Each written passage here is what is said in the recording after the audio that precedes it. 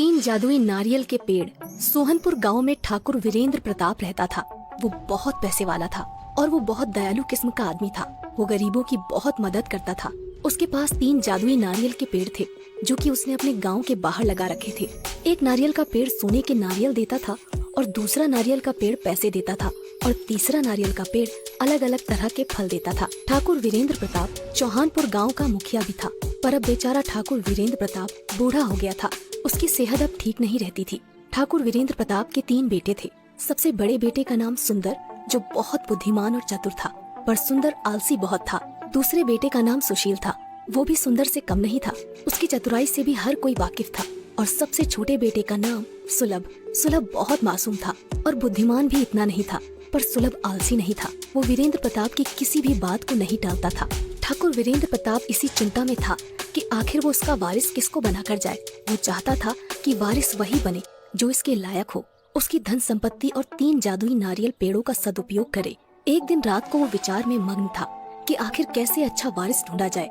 अगली सुबह हुई और वीरेंद्र ने अपने तीनों पुत्रों को बुलाया और अपने बागीचे में लगे तीनों जादुई नारियल के पेड़ों के पास ले गया और कहा, देखो बेटा, जैसा तुम्हें भी पता है कि आजकल मेरी सेहत कुछ अच्छी नहीं रहती, इसलिए मैं अपना वारिस ढूंढ रहा हूँ जो मेरी धन संपत्ति और इन तीनों जादुई नारियल के पेड़ों का सदुपयोग करे। तुम तीनों मेरे लिए समान हो, इसलिए मैं आज से तुम्हारी एक परीक्षा लूंगा।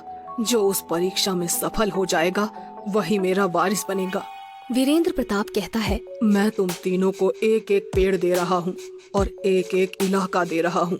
तुम तीनों के पास 1 महीना है। तुम तीनों को 1 महीने तक इन पेड़ों का सदुपयोग करके इनसे जनता की भलाई करनी है। और जब तुम इन पेड़ों के पास जाकर कहोगे, सुन पेड़ भाई, कर लोगों की भलाई, तो ये अपने आप फल देने लगेगा। और इन पेड़ों का अगर दुरुपयोग हुआ तो ये पेड़ अपना अपना फल देना बंद कर देंगे। अब मैं 1 महीने के लिए गांव से बाहर जा रहा हूँ और ये गांव वाले तुम्हें सौंप रहा हूँ और ठीक 1 महीने बाद आऊंगा और देखूंगा कि तुम में से किसने लोगों की भलाई सबसे अच्छी करी है।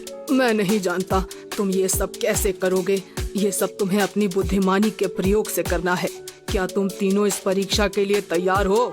तीनों बेटे एक स्वर में कहते हैं, जी पिताजी, आप फिक्र मत कीजिए, हम आपकी परीक्षा में सफल होकर ही आएंगे।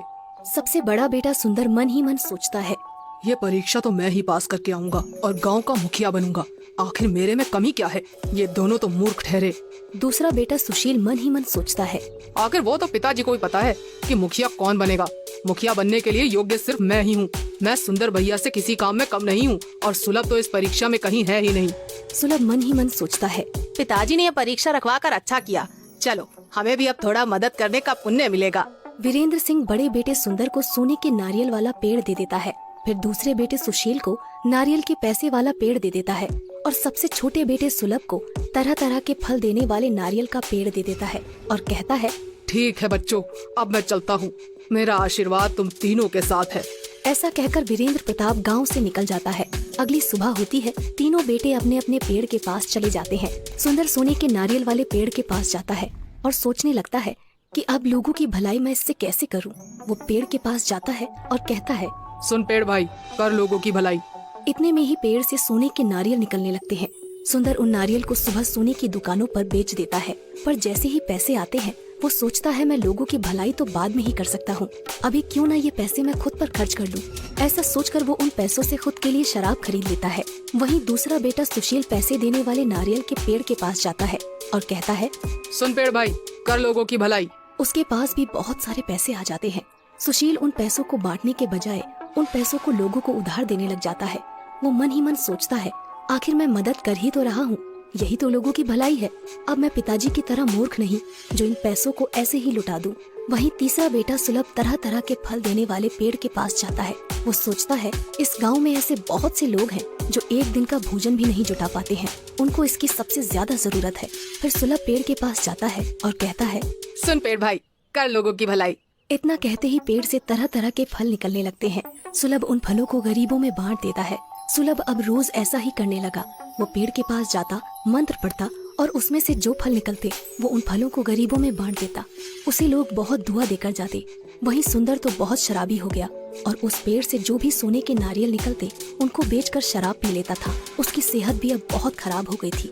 दूसरा बेटा सुशील, वो तो मानो गरीबों की मदद करने के बजाय उन पर जुल्म ढाने लगा था। सुशील पैसे तो दे देता, पर अगर किसी ने उसके पैसे वापस देने में देरी कर दी तो उनको मारता पीटता, उन पर जुल्म करता था। ऐसे ही धीरे धीरे 1 महीना बीत गया। ठीक 1 महीने बाद ठाकुर वीरेंद्र प्रताप गांव लौटता है। वो बहुत उत्सुक रहता है क्योंकि उसे आज पता चलने वाला था कि उसका वारिस कौन है। वो सोच रहा होता है कि मेरे तीनों बेटे ने कमाल कर दिया होगा, गांव में तो रंगत होगी। वीरेंद्र सबसे पहले सुंदर के इलाके में जाता है। वो वहाँ बाहर लोगों से पता करता है तो उसे मालूम पड़ता है कि सुंदर कभी इस इलाके में आया ही नहीं। वो तो सिर्फ शराब पीकर एक जगह पड़ा रहता है। अपने बड़े बेटे के बारे में ऐसी बातें सुनकर वीरेंद्र को बहुत धक्का लगता है। उसने कभी सोचा भी नहीं था कि उसका सबसे बड़ा बेटा सुंदर इतना बुरा नाम कमाएगा। खैर, फिर वो अपने दूसरे बेटे सुशील के इलाके में जाता है। वहाँ जाकर तो वो चौंक जाता है। सुशील इलाके में तो आता था, पर वो सिर्फ वसूली करने के लिए। सुशील के नाम से गांव वाले लोग बहुत डरते थे। उसका नाम सुनकर ही कांपने लग जाते थे। अपने बेटे के बारे में ऐसी बातें सुनकर वीरेंद्र को बहुत दुख होता है। वीरेंद्र वहाँ से आगे बढ़ता है और सुलभ के इलाके में जाता है और वो वहाँ देखता है कि सुलभ के इलाके में खुशहाली है। लोग मस्ती से अपना काम कर रहे हैं और सुलभ को दुआएं दे रहे हैं। सुलभ की तारीफ सुनकर वीरेंद्र का मन बहुत खुश होता है। वीरेंद्र फिर सीधा अपने घर जाता है और अपने तीनों बेटों को अपने कक्ष में बुलाता है। तीनों बेटे वीरेंद्र के पास जाते हैं। सुंदर और सुशील वीरेंद्र को देखकर उनके चरणों पर गिर जाते हैं और कहने लगते हैं, पिताजी, हमें माफ कर दीजिए पिताजी। हम लोगों की भलाई नहीं कर सके। आपने जो हमारी परीक्षा ली, हम उस पर भी खरे नहीं उतरे। हमारे दुरुपयोग करने से वो पेड़ भी गायब हो गया। सुंदर और सुशील, तुम दोनों को अपने छोटे भाई सुलभ से कुछ सीखना चाहिए। उसने कितने अच्छे से अपने इलाके को संभाला और गांव वालों की भलाई करी। इतना कहकर वीरेंद्र सुलभ को अपने पास बुलाता है। सुलभ, इधर आओ बेटा। जी पिताजी।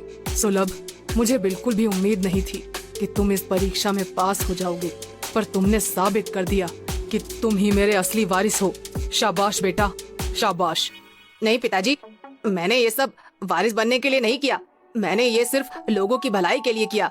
और जब मेरे बड़े भाई सुंदर हैं, तो उनके रहते मैं वारिस नहीं बनना चाहता। वाह बेटे वाह, तुम तो बेशकीमती हीरा निकले। तुम्हारी सोच को तो तुम्हारे पिता नमन करते हैं। तुम इस परीक्षा में पास हुए हो, इसलिए असली वारिस तुम ही हो बेटा।